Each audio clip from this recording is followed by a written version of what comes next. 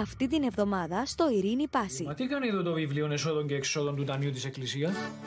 Ο Τζόντζος μου έντρωει ριάλια, εντάξει. Να μιλάς έτσι σχέδιο στον προϊστάμενό σου. Είσαι τίποτε ο δεσπότης μου.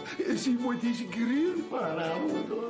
Έλειωσα τώρα η μίλα μου. Και κατάλαβαν τα μου κάνουν εδώ, παρακολούθηση. Εδώ είμαι αριστερός, εγκλεύκω. Γιατί αριστεροί εμπουτζάζουν ριάλια. Ποιος νομίζεις ότι εσώρεψεν τα ριάλια? Εσύ ομολόγησες το πράγμα και θέλω να μας εξηγήσεις. Είναι τα λόγια το έκαμε στον το πράγμα. Τελειφιλίζει Εράσμους. Να γίνω τραγουδιστής.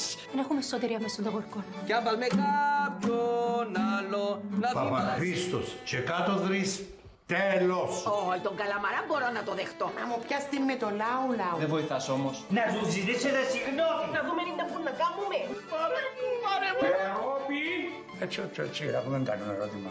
Ήσουν μητσίτρε, πες κάτι τον παπατούσα. Ειρήνη Πάση, Δευτέρα με Παρασκευή στις 7:30 το βράδυ, Ρικένα.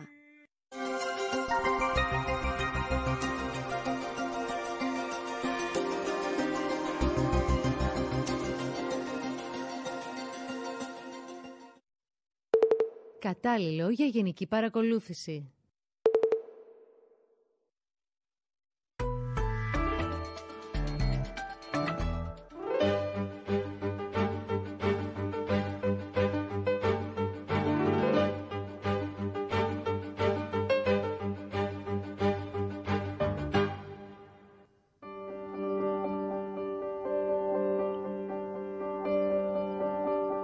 Reading people's faces is one of our most treasured skills.